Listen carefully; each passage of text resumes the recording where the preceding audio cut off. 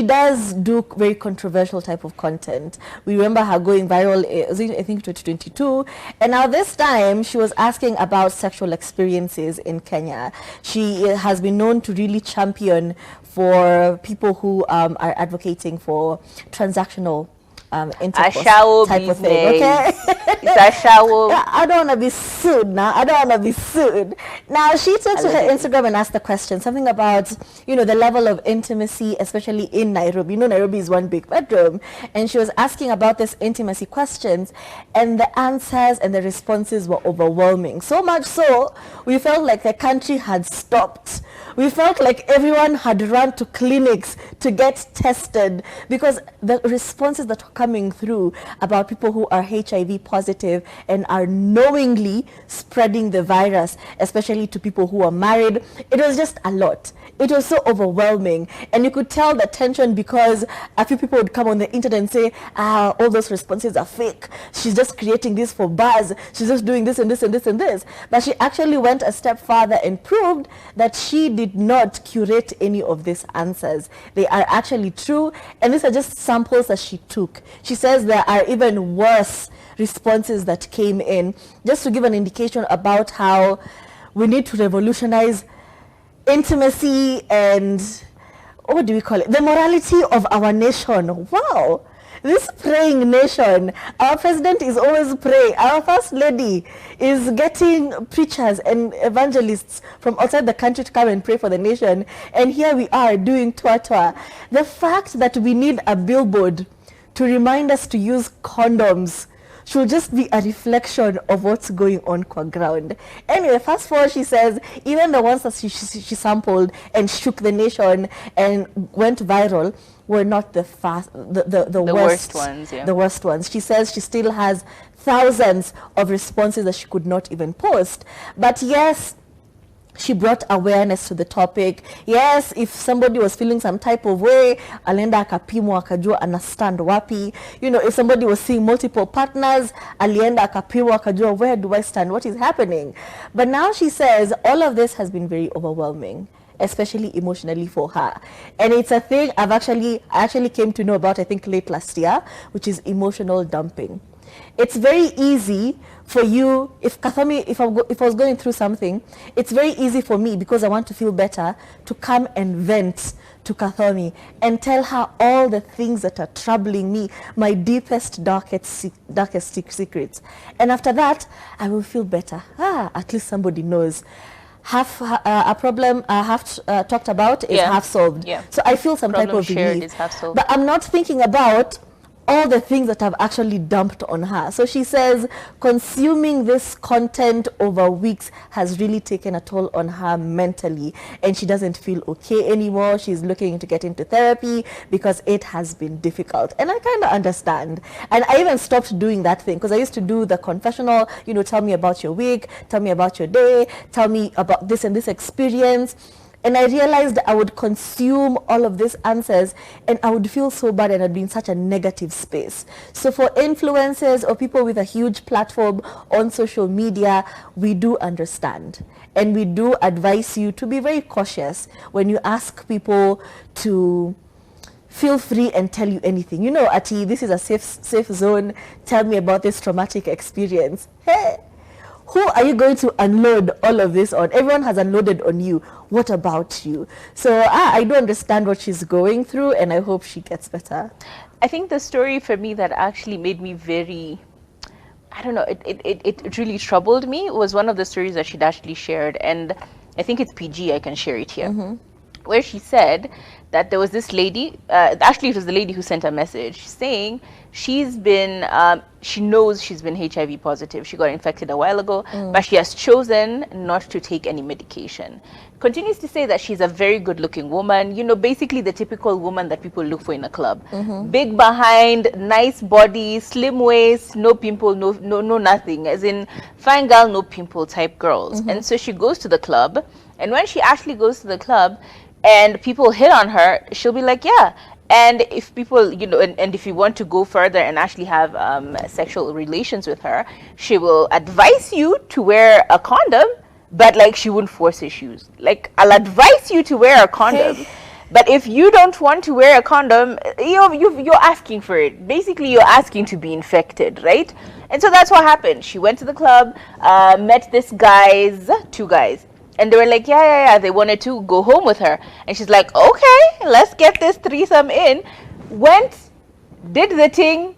And then after she tells them, by the way, I'm actually HIV positive. I would recommend that you take PrEP or take medication. Do you know what the guys told her? Oh no, we also are infected and that's why we're okay with it. You do think about that headspace. That she knowingly had sexual relations with not one, two guys, and then notified them after. But the guys were very okay with not using protection because they already knew they were infected with HIV, and so it didn't matter for them as well. So it was like a thing of you're trying to catch them, but they're trying to catch you. Do you know how weird that is? What headspace do you have to be in for you to knowingly infect someone of not just HIV, but any other diseases? Because the stories that were on those things were insane. We're talking about HPV, people paying women. Like, again, same thing. You show up and this guy is like, oh yeah, can we? And then you're like, yeah. If you don't ask to use protection, the guy will just go, give you, ratio. Next thing you know, this girl, did you read the one where the girl actually got actually did not read HPV? Like, she got herpes from this. She didn't even know. And now she has wounds and sores oozing of pus. Like, she's just walking around with these sores. It was the most disgusting things I have ever. And you know the worst part is, she was okay with having unprotected sex because she was getting, was it $600? The white guy gave her $600. We had others saying that they also have the same problems. They've been bleeding for weeks because they went and met some politicians from where. They've been bleeding for weeks, having sores and wounds. They've been told they're not only HIV positive, they have like sexual infections that cannot be treated.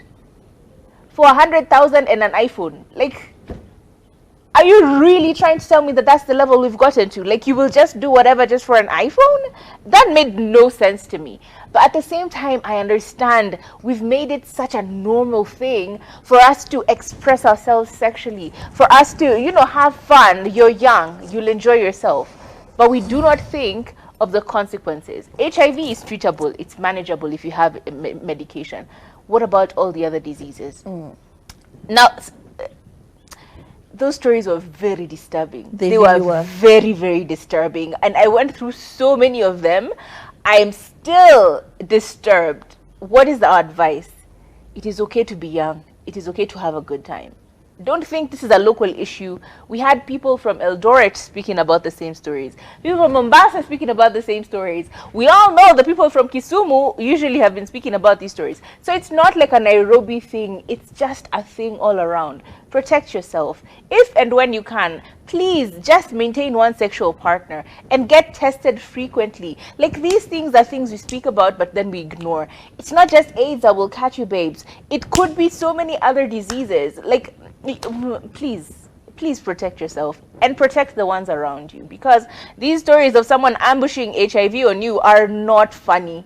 They are no longer funny. That, yeah, you saw them slipping ARVs in your drink and you're like, but what is that? They're like, oh, actually, now that you've seen me, you have AIDS and I've been giving you these medications for a long time. These are problematic stories, guys. These are not funny. Oh, because someone infected you, now you're passing it around to 50 men and 50 women. It's not funny. It's not something we need to be doing. We need to be protecting others. Can you find love within yourself and then spread that love? Can you take medication? Can you be careful? Because it's not funny. It's really not funny. It's really not funny. It's a crisis. Okay. Anyway, these are just our opinions. If you haven't seen her stories, honestly, I wouldn't recommend. But if you want to be shocked into being sexually prudent, maybe you do. And I think right now it's time for us to get into our next segment and help somebody out. It's time for Ask the Girls. Ladies, we're on top. Hey, we're on top. Hey. Here goes. Hi, ladies.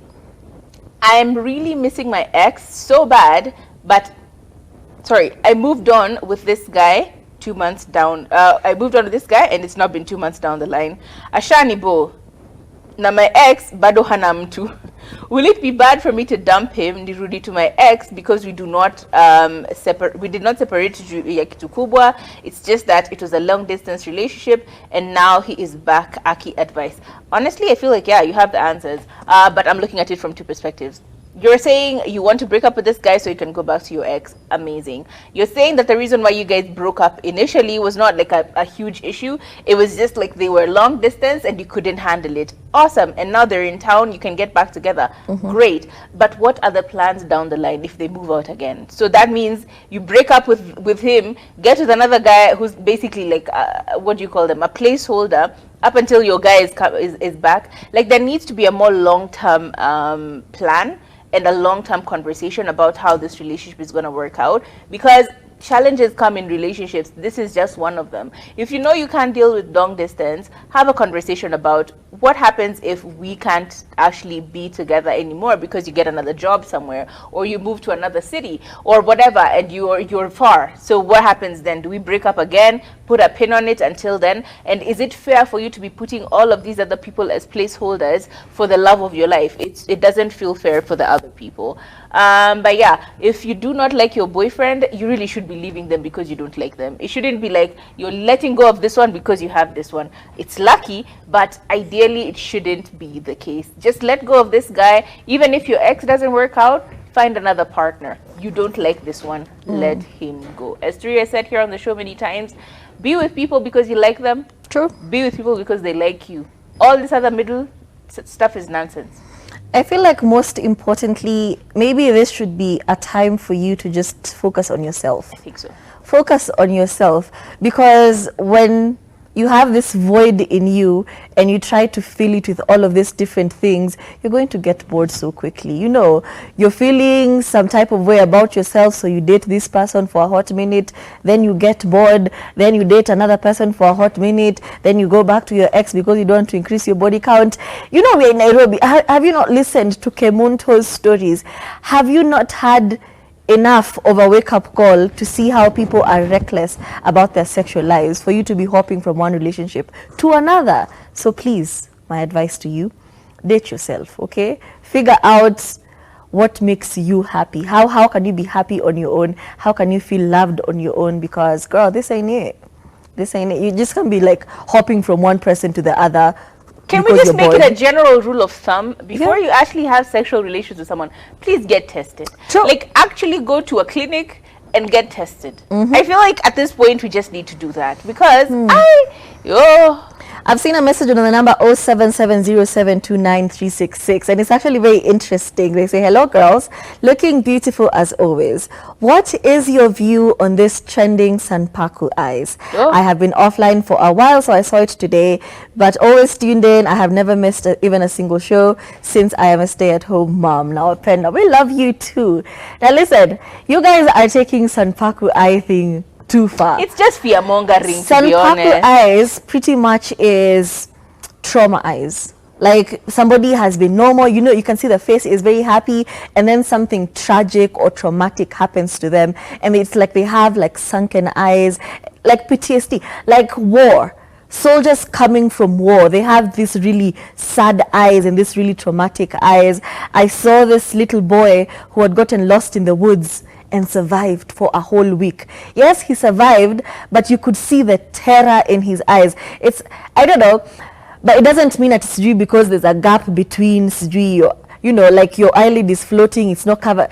Please stop it. Stop rumor mongering and fear mongering and making people who have had the Sanpaku eyes that you're describing all their lives feel some type of way. So pretty much it's just trauma. It's a sign of trauma or a sign of fear just extreme trauma manifesting. Have you ever seen somebody like, you have really sad eyes? Yeah. It's that type of thing. It's puppy dog eyes. Yeah. Like basically when you look at a dog and they're begging for food and they give you those eyes and you just would give them everything just so they can, their pain is elevated for a minute or two. Yeah. But at the same time, let's not forget, as Kenyans, we really like fear mongering. True. Haki, we really like it.